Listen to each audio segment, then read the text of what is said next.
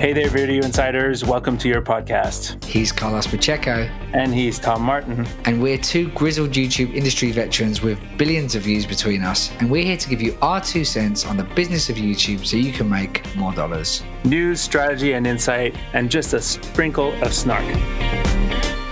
What's the word on the street, Tom? Brought to you by the letter U. Brought to you by the letter U and the number 28. I'm very well, thank you, this week, Carlos. I have had a crazy busy week. Actually, I finished work for a very dear client. They were my last retainer client, a lovely animation company here in London. But I've left them in a very good position. Some ridiculously good statistics of growth that I've worked with them in the last 4 months. But focusing now on some bigger projects, trying to do less consulting in the future.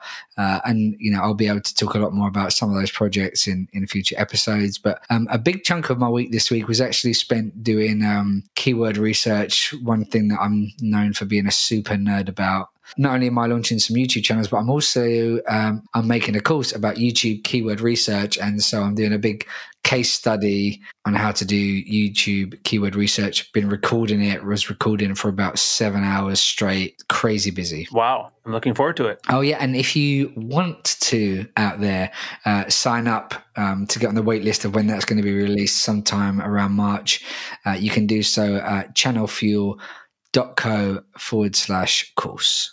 Awesome. Shameless plug. Yeah, shameless plug. For me, actually, Toronto is as much of North America right now in a deep freeze. And I feel like it's every episode so far I've mentioned that or we're buried in snow or we're in deep freeze, but this is Canada. So yeah, we've actually got a snowstorm that's due any minute now, actually. Wow. So yeah, on a work level, things are chugging along. We have some big projects coming along, and clients that are telling us, that they're super happy, and that the problem is, because clients and the way you work, you can't really talk too much about the details. But when a client tells you that our work is shaming all the other agencies that they're working with, is really sort of something to, feel proud of. And it's just, I always give credit to my wife, who's the founder of the company and our fearless leader. But yeah, I mean, at the same time, and then at the same time, the brains behind it. Yeah, exactly. I'm just the guy in the background. I'm just the guy doing a podcast in the office. But yeah, I mean, other than that, just work. The entrepreneurial life situation at this point.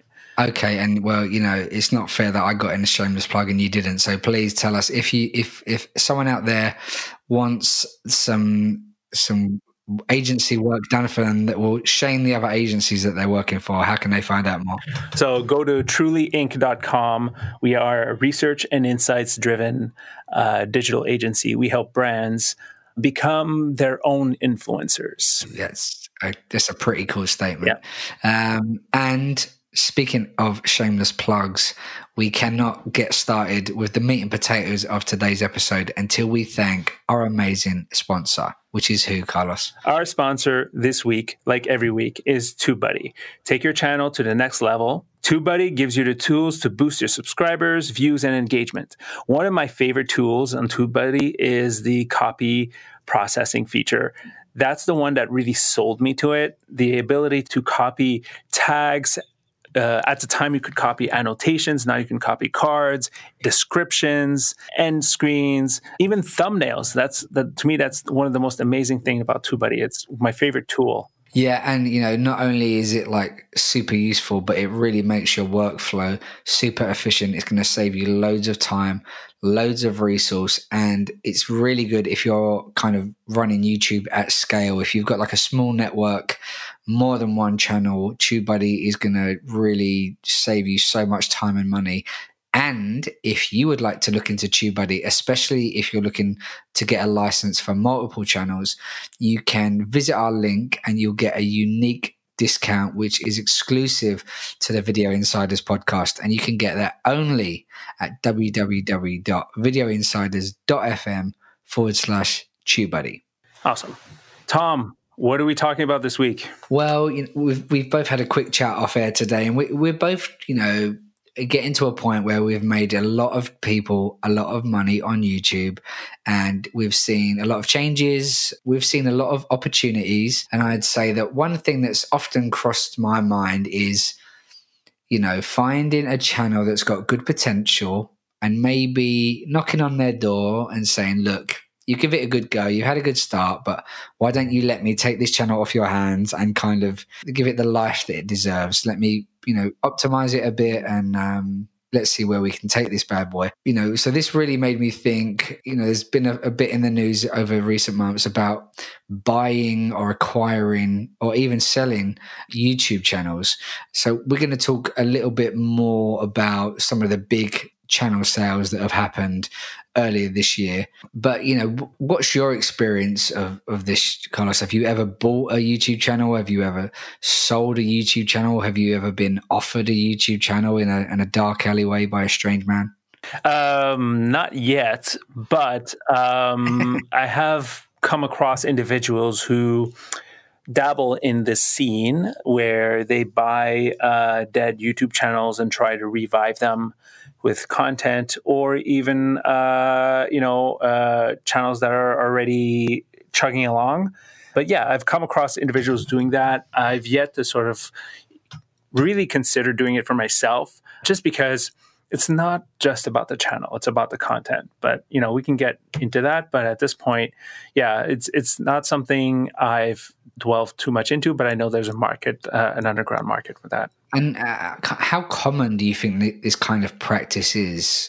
Like I've mentioned some kind of high profile cases, but how often do you think, this is going on at the level of like 1,000 subscribers or 10,000 subscribers, and no one's paying any attention to those kind of sales that are happening? You know what? I have absolutely no clue how often, but I mean, it happens on every, social platform, right? There is a black market of selling Twitter handles, of selling Instagram handles, of selling Facebook pages. And, when it comes to the value of it, everything's sort of like up in the air. But yeah, like I think in terms of like how popular it is, it's really tough to tell. I mean, there's at the end of the day, there's not a lot of people doing what we do, because you kind of need to have people that understand, channels, how they work and how to really use them. Because you can buy a channel with 100,000 subscribers. That doesn't mean you're going to get 100,000 views day one. Yeah. So yeah, it's a really tough market, tough market to gauge, I guess. Well, I knew we were going to be talking about this, so I did a little bit of research into the kind of legality and technicality of buying a YouTube. And, to actually change ownership of a YouTube channel is clicks of a couple of buttons and a change of email address, and it's done pretty much. Obviously, you then need to change the AdSense account. But actually trying to find anywhere written in stone that YouTube disapprove of it, it's not that easy. Like, obviously they make it, it's quite simple to change the ownership from a technical perspective. But from an ownership perspective, what's your experience or your knowledge, if any? I'd love to get your take on it. Is this frowned upon by YouTube? Do they know that it's happening? Is it even against the rules? Here's the thing. They obviously know it's happening because there's high profile cases of it happening. But the thing is, I think they'd rather not deal with it. And as I mentioned in a previous episode, YouTube does not like to get in the middle of things.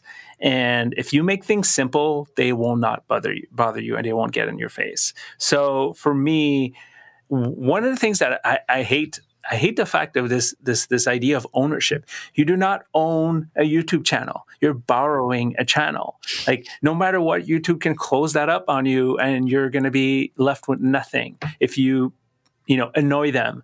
So fundamentally, you're buying air. You're buying, you're renting something. It's not buying anything. So to me, when it comes to that, it's again, YouTube just does not want to be in any negative press. So if you avoid that, they're not going to bug you about it.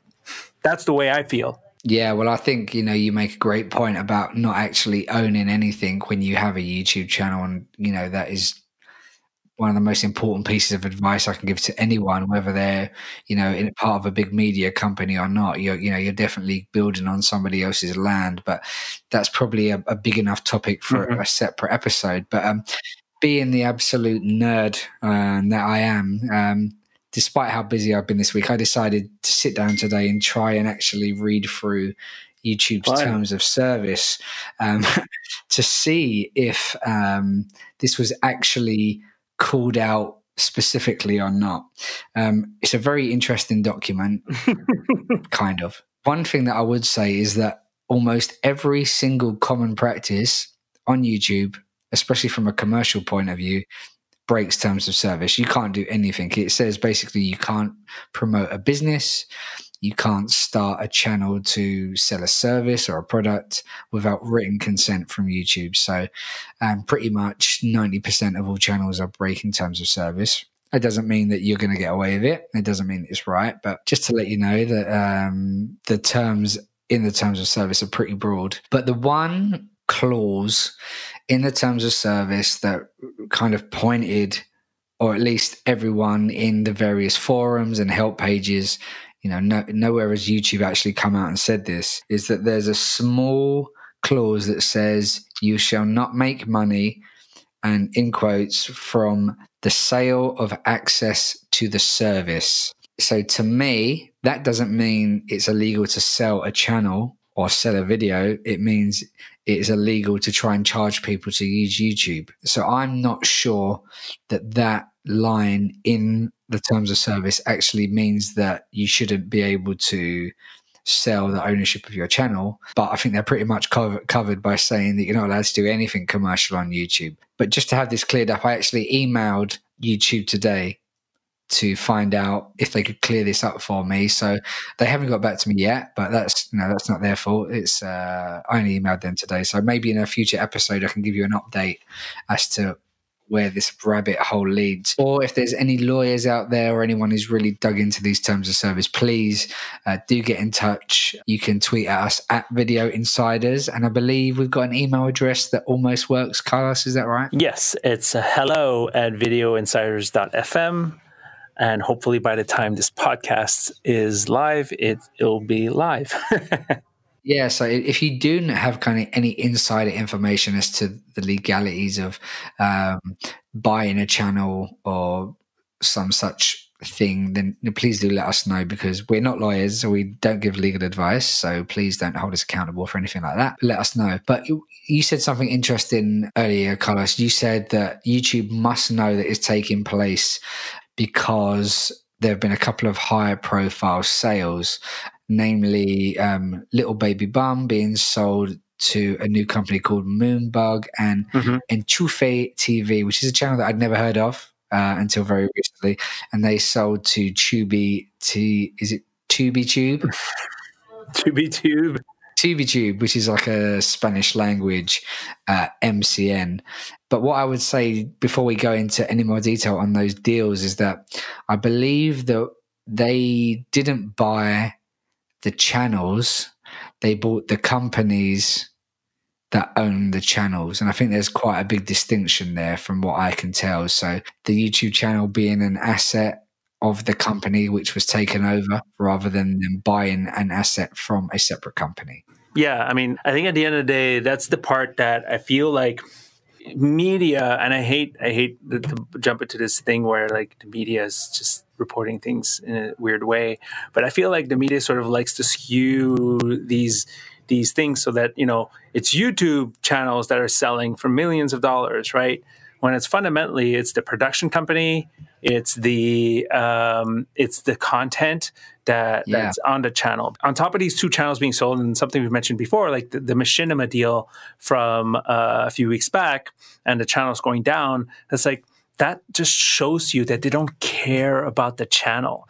The channel doesn't matter, right? So it's the content that matters. Yeah, and I'd go a level above that. And, we've both worked for big TV companies, and it's the IP that is really valuable. If you get a set of characters that are popular, then you can go beyond a TV show or a web series. You're talking about licensed products, live events, Yeah.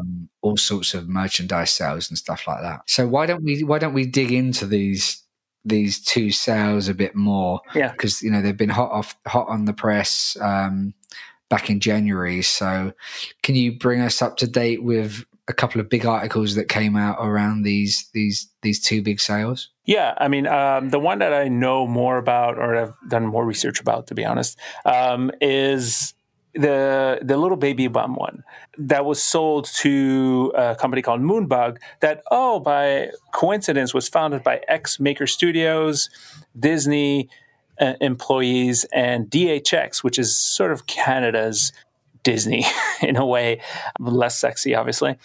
These are people that obviously worked in the companies and know how the YouTube channels work. Often what happens, and the way I see this specific deal is the creators of the company, they made this channel like 7 years ago, right? 7 years ago of making 45-minute nursery rhyme videos.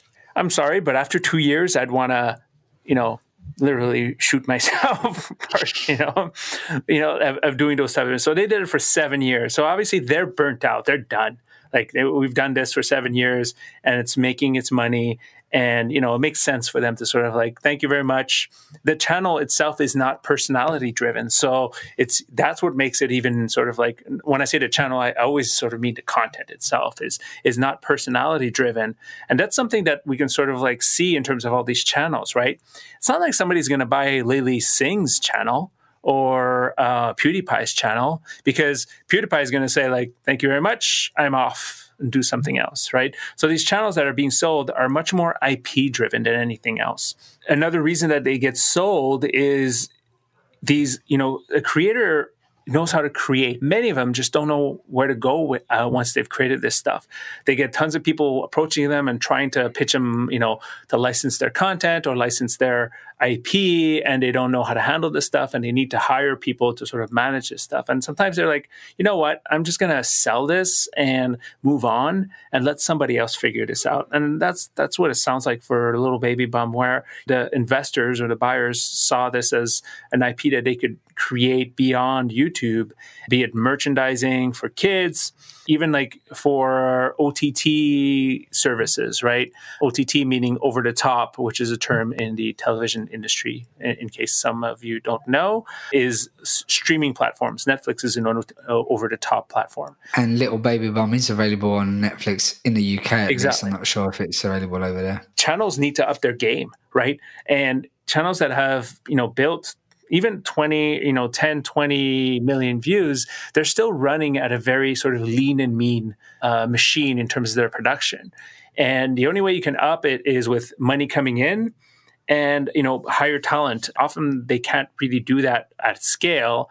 And when you have YouTube asking, or I wouldn't say asking, but luring, the Will Smith, The Rock, Jack Blacks of this world to become YouTubers, and also MCNs, old MCNs, doing the same thing with their talent, where they're sort of becoming the intermediate and turning TV talent into YouTube talent. That's higher production levels and, bigger star power. So channels like Enchufe, they feel like they need to sort of okay, well, we're making a lot of content, but we need to make even bigger, more TV-like content that'll sort of bring that to that level. And they can't do it on their own budget, so they'll, get investment and all that sort of stuff. It's not the only reasons, but those are sort of the reasons that I can see right off the bat. Yeah, so there were a couple of big articles that were written around the sales of both Little Baby Bum and Enchufe, and they mentioned a few of the reasons that you spoke about, like burnout and wanting to be able to create productions that were on par with the Will Smiths and the Jack Blacks and the whoever it is tomorrow that launches a YouTube channel. But for me, it comes down to a much more basic concept in business that a lot of people build stuff to have a big profitable exit. True. If you've been making YouTube videos for 7 years and someone comes along and says, you know what, guys, a couple from London, from what I hear, and it's reported in the article, Bloomberg. And all these articles that we're speaking about today, we'll link to in the show notes, which you can find at Video Insiders. anchor.fm/episode 4. And, it was reported that they were paid somewhere between, I think it was $8 and $11 million. And I don't know if that is a correct number or not, but I would say if someone offered me that amount of money for a YouTube channel, I'd happily sell it, knowing that it could all just crumble away tomorrow, and I could go and retire or do whatever I wanted, start a new channel, go fishing, go traveling around the world. Because, YouTube, there are some people that do it because they want to be famous or they want to have fun or whatever it is, the lure of having an audience. But a lot of people are doing it purely to make money. And in business, you grow a business and you hope to either set it so it runs itself, which a YouTube channel is probably rarely ever going to do, or you play to grow it to a size where someone's going to come and buy it and you can go and live off the interest for the rest of your life. So I think that's a big factor that these two articles kind of glossed over, that is, potentially life-changing sums of money that we're talking about here. Yeah, and I think with YouTube maturing, and you're seeing how, YouTubers grow, peak, and then slowly sometimes die and then sometimes come back, but like most of them die, right? And at the end of the day, like sometimes the channel dies because the creator didn't realize that, they could have exited a certain level and gotten the maximum amount of money. They were stubborn or just didn't understand that, everything has its moment. So again, I think they were very savvy to sort of sell at the size they were. And just to give you sort of a little bit of an anecdote, which I found really funny, is that specifically Little Baby Bum, when it was sold, was generating 500 million views a month. That is like an insane amount of money, an insane amount of views, but also they're making an insane amount of money. And since it's been sold, the channel has literally lost 60% of its traffic. It's doing, or even higher, it's doing about 100 and 150 to maybe 200 million views a month. To me, that also shows that like the perils of buying a YouTube channel, right? The creator is the heart and soul of that channel, right? They're the ones that are going to do above and beyond to create that content, that awesome content, that their vision. So there's something that's lost when a channel is sold, and I'm not so sure that it's a good thing to buy a YouTube channel, right? When it's doing so well like that, and then the creators are like, "Thank you very much, we're out." To me, I always use the case study Grace Helbig. When she was doing, I think it was called Daily Grace, it was Daily Grace. And she was doing it for a company. And then a company, for some reason, just, didn't rehire, didn't give her the deal that she wanted the deal. So she's like, okay, I'm leaving. And they were like, okay, the channel's mine. No, they had a little bit of fight of a channel. And then the company's, no, the channel's ours. She left, created It's Grace. And then within months, her new channel was back, if not, higher than her original channel.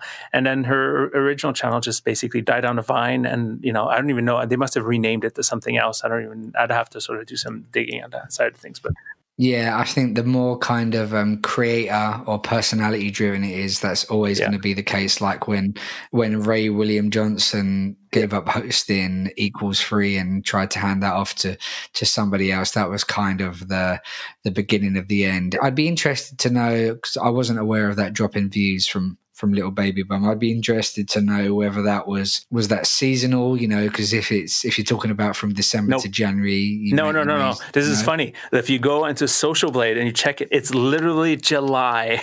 It just starts going down, and it's been going down ever since. This is 6 months. That's not seasonal. And, they're making nursery rhyme videos for kids, right? There's no such thing as a season for that, So there's obviously something that's been lost in this transition in the type of content that they're uploading right now, if they are. I was just going to say it's a super, super saturated market now. Yes. Everyone is trying to jump onto that nursery rhyme bandwagon. So they're operating in a lot tougher space than they would have been even 12, 24 months ago. Yeah. So it sounds like a challenge. Yeah. To me, the worst thing about that type of channel is like, if a channel has content that's like, I'm not going to say it's easy to make, but it's like really easy to replicate, then might not be the best channel to buy and invest in, right? For the long term, because somebody's going to, create the same thing and maybe do it better or tweak it. And then probably what happened is that Little Baby Bum got all that attention because of the purchase. And then everybody like, you can make videos with nursery rhymes and make money? Great. All of a sudden, you got hundreds of people doing the same thing. You just lost all that momentum. I think this is probably to a slightly bigger point, but what I would say is that, yes, it can be replicated, but also there's a huge, huge, huge advantage to being first. And Little Baby Bum were a real pioneer in this space. All of those channels that are doing 15-minute compilations and highlighting it on the thumbnail, they've all got a debt of gratitude to Little Baby Bum. That's where I learned a lot of stuff, was from copying what they were, being inspired by what Little Baby Bum were doing. So I think there's a whole industry out there that has a big kind of debt of gratitude to kind of some of the audience development techniques that came from Little Baby Bum. Yes, so there are a couple of big channels that get sold, but I'm really interested in this smaller level of channels that are getting sold, because I know there are a couple of websites that openly you can go and buy YouTube channels, you can buy Instagram accounts, Facebook pages. We deal with a lot of UGC and a lot of CMSs, and often I get asked, why are these people uploading all of this content that's getting claimed by us, and we're making the money off of it, and they're getting lots of views, but they're not doing anything with it? And one of the answers that I always give is, well, they'll either do it because they grow the audience and then they add stuff that they can monetize directly once they've got, say, 100,000 subscribers, or they grow it to 100,000 subscribers and they sell it and they go and start another one and they sell it. And I know this is an active practice. I've visited these websites out of pure curiosity, and there are tons in all sorts of spaces, all sorts of sizes. And it's crazy. As I say, it's really, really easy to change ownership of a channel. It's just the change of an email address, essentially. So I'd really like to dig a bit deeper into that one day, maybe do a bit of an expose, a bit of an undercover operation to see what happens. But I think it has got its place to a certain extent. But then I think there's probably a lot of people that are losing money buying these channels that are just either get closed down pretty quickly, or, like you say, they just die on the vine because they've bought a channel with 100,000 subscribers that was built on other people's cartoons, and they're trying to, sell Bitcoin on it or something like that. Yeah, I mean, at the end of the day, the channel is just an empty shell, especially if you don't buy the content. And that's why, I'm a digital person, right? So when I went into the world of TV and learned a little bit about like how rights work and how people buy content and all distribute content and all that sort of stuff, I sort of understood the value of a content library. And at the end of the day, like, the audience that you've built online using that content is valuable. And if you buy a channel and all you're buying is subscribers, no matter what you put on it, maybe you'll get a little bit more traction than, if you put it on, a channel with like, your personal channel that has 100 subscribers. The people who subscribed to it didn't subscribe to you. They subscribed to, X service or whatever that was doing it before. And they're like, well, this is so random, not what I want. So anyways, that world of black market social accounts to me is really, it's sort of confusing. And, the reasoning behind it is it's not a big thing. It's not what big companies really care about. They want, they're not going to buy, again, like Ray William Johnson's 10 million subscriber channel that Ray William Johnson is not on, right? And the content that is gone. Again, the great example, again, it's at the end of the day, is Machinima. The channel had like a huge amount of subscribers. No, they just turn it off. That's literally it. They don't care. They need to fix the rights around the ownership of the content. The content is what matters. That's what's going to get you in trouble at the end of the day if you don't have the right, paperwork behind it. And I just wonder if obviously I don't have access to any sort of data on this, but I'd be interested to know whether this kind of practice has increased since YouTube made it harder to be part of the partner program. So now that you have to have, 1,000 subscribers, 4,000 watch hours in the previous 12 months, are people thinking, I can't wait that long. It might take me a year to get to that level to even start earning a penny back.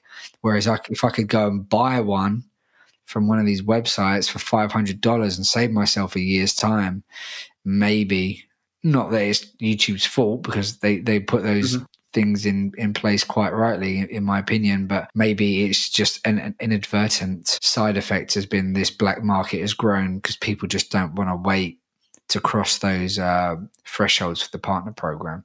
I agree, and one of the issues with that, and again, I don't have the case study to sort of try this, but YouTube also measures how many views you've had in the last 365 days, right? You need to have 4,000 hours of watch time. So if you buy a channel that has that 1,000 subscriber threshold, and you don't own the content, and sort of all that content gets removed, all the views get removed. So you're still stuck at building those views. Yes, you're going to get a little bit more momentum, and the momentum might be marginal. Yeah, maybe it is still an incentive for people to buy channels on that side of things.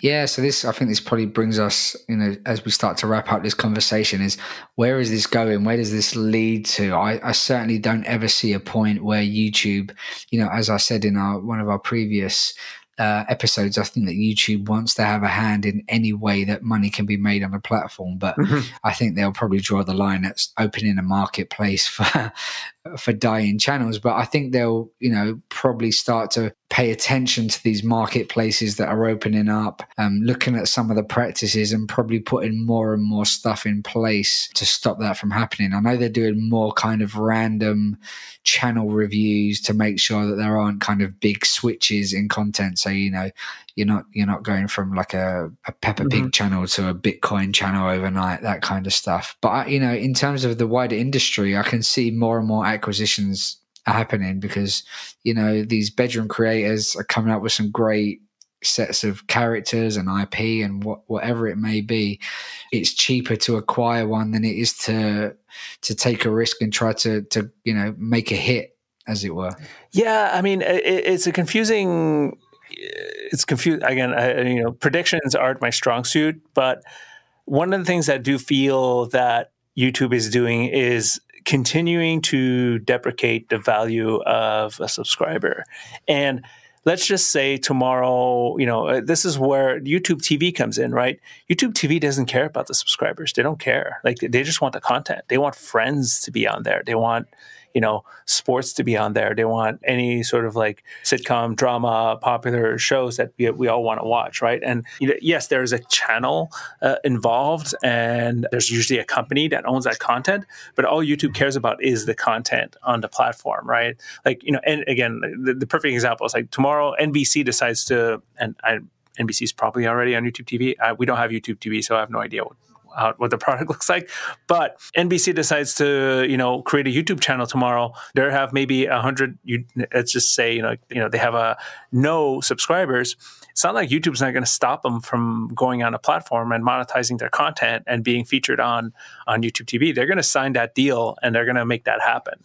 So I think it's a thing where YouTube cares about the content more than the way the platform is seen from a surface level. When I say surface, I mean, like the subscribers and the likes and the comments and all that sort of stuff. They're turning more and more into Netflix at this point. They have to. It's the only way to sort of grow online, or else you're going to be stuck with UGC type content that brands don't want to pay premium CPMs to be around. Brands always want to be around quality content. So yeah, I couldn't agree more. I think you've hit the nail on the head there, and probably a good way to wrap up the conversation. But it's not the end of the conversation. We want to hear from you.